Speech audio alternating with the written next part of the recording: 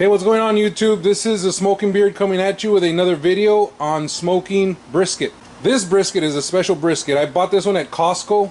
Now Costco sells prime, and this one I got, it's about a 12 pounder. I am going to be smoking this overnight, low and slow. I have my temperature set at 220. I have my temperature, my meat probe set up already. It's at 37 degrees as we speak. I have my water pan, and I have my drip tray on the bottom. I have my trusty, look at that smoke, my trusty cold smoker attachment who's just itching to get the smoke in there, and it won't go in there until I close the door. And then I have my drip tray in the back. Alright, so that's a basic setup. But when you get a prime brisket, that basically means that on the inside fibers you're going to have some fat in between, trapped in between the fibers. So what that's going to make it do is going to be a little bit juicier than your regular cuts of meat. So what I did right now is I closed my my smoker, and in a minute you're gonna notice that the smoke is gonna start going into the smoker instead of coming out. It's already starting to stop coming out through here. What I am gonna do a little different today is I usually use chips, and I've been known to use some of these pellets. But the other thing that I wanted to try out today was actually use some regular briquettes, charcoal briquettes. So I'm just gonna throw these puppies in here, and I'm gonna layer it with some regular chips.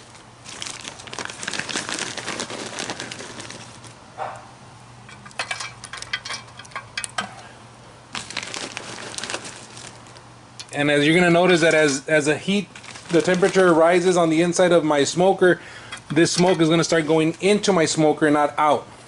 And just why the hell not, I'm gonna throw in some of my pellets.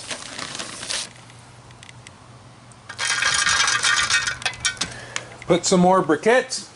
I know this is crazy, right? Throw another briquette in there or two. And then I'm going to finish it off with some more chips.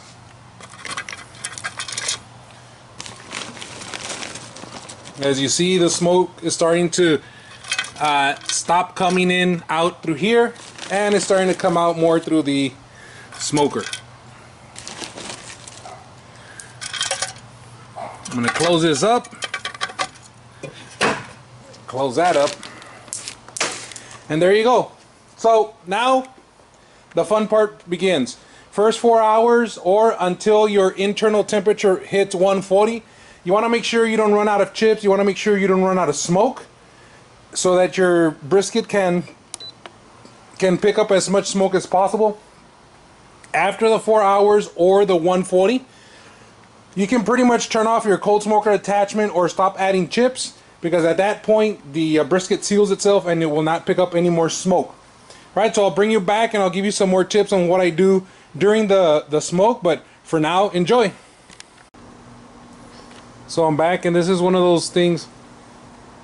So a little bit of maintenance on your cold smoker attachment, but I don't see that much smoke coming out. So that tells me that maybe my cold smoker attachment, oh, there's some smoke, but gotta shake it hot. Gotta shake it so that we gotta shake that over so that the chips and everything else that I've been putting in there reaches all the way to the floor. Okay, so that's one of the good things about this cold smoker attachment, is that you can add a lot of chips or whatever you're gonna add, and that thing is hot at once. Thing is, you still have to come back outside. It's not a forget it for 4 hours. Wow, this thing is hot. You're not gonna forget it for 4 hours and then come back outside. So just bear that in mind whenever you're using this cold smoker attachment. I want to get it. It's not gonna win. There. Done. Now you'll see that you'll start to see the smoke coming back out. Oh, there it is. Starting to come back out again. At this point in the cook, the brisket internal temp has hit 140. If you're using your regular chips, you can stop adding chips. If not, if you have a cold smoker attachment, you can turn that off. Now this is where it gets a little tricky with the timing. You can leave it as is, and you can just continue cooking until it gets to 190, 195 at the most before you pull it out. There's a couple of things that you can do. You can leave this wide open, which that will give you like a more of a tougher bark on it. You can leave it midways. The damper, you can close it halfways, which will give you a little bit more of a softer bark. And if you close it almost completely, that'll give you more of the softest bark in your actual smoke of your brisket. What you can do is you can start spritzing it. Now, if you start spritzing it with apple cider vinegar, what you're actually doing there is you're creating more of a bark. So as it stands right now, it's been about 3.5 hours, and you can already see some of the darkness, some of the discoloration right there that's happening. That's what I like on my brisket. If not, what you can do also here at this time, if you're in a time crunch, you can actually wrap it up in either you can wrap it up in foil, or you can wrap it up in butcher paper, of course, for food, smoking butcher paper. Now if you do that, just be aware that when you do that, you actually speed up a little bit of the cooking process, and it also softens up your actual bark of your brisket. Once it hits 190, at the most 195, I would pull it out, because remember, the brisket does cook a little bit even after you pull it out and you wrap it and you put it in the ice chest.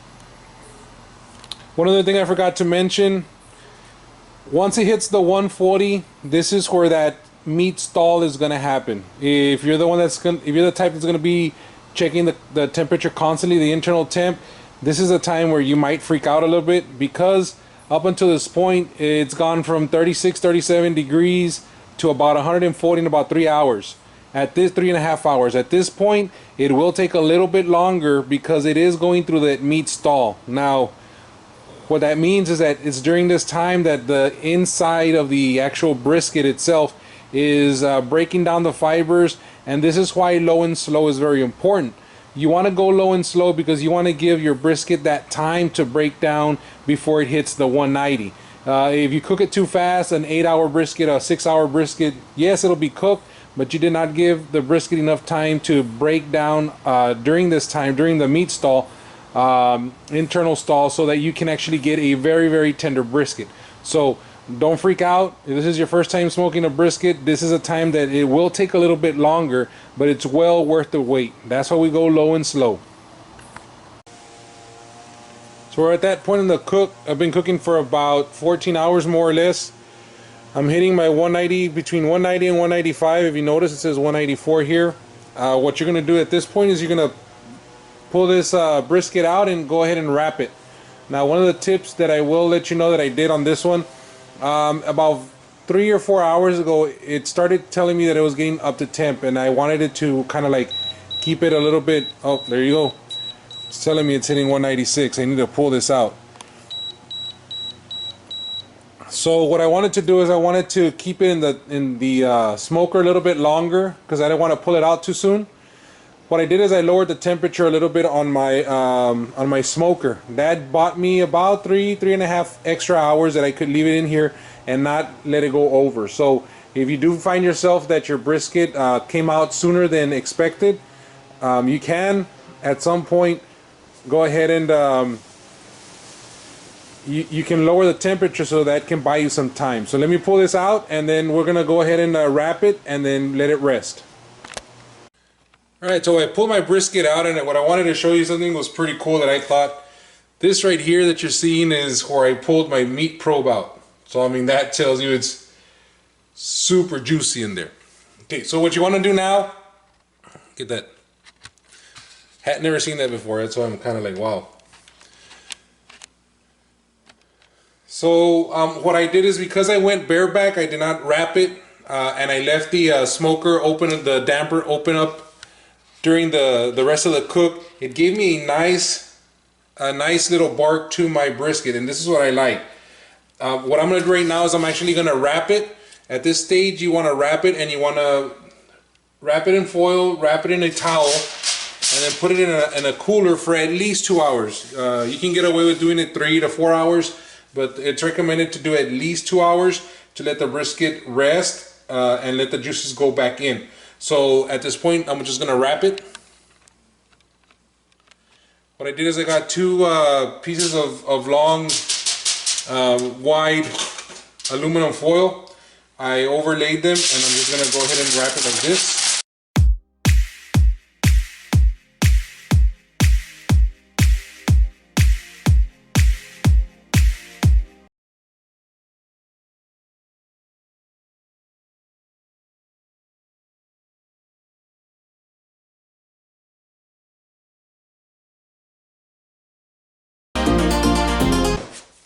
All right, so let it rest for a couple of hours.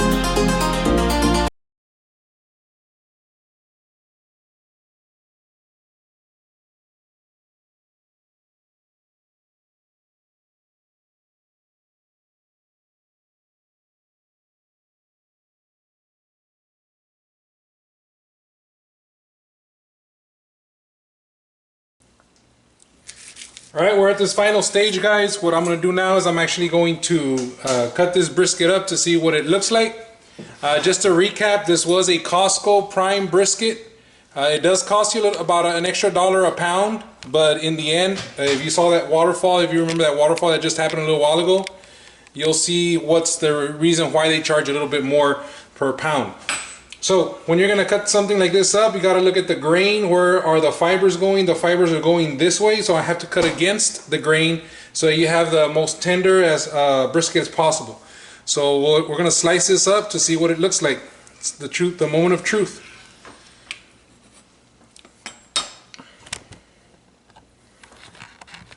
That's that first piece. Got my taste tester over here. And what I'm cutting into is the lean part of it. Oh, yeah. Perfect. Now, I don't know if you can see, there's a very, very faint smoke ring here. The only thing I can attribute that to would probably be the way the smoker was set up with the actual smoker attachment. So as you can see, there's a little bit of a smoke ring going on there. Let's see, let me get a couple more pieces in here and then we can maybe do that bend test.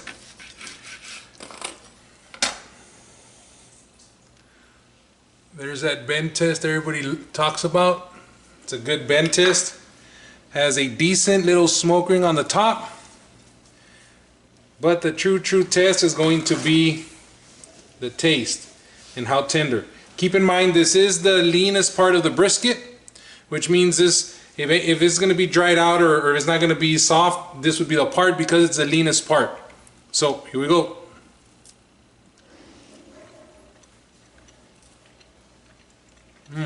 Good smoke flavor, tender, and really good.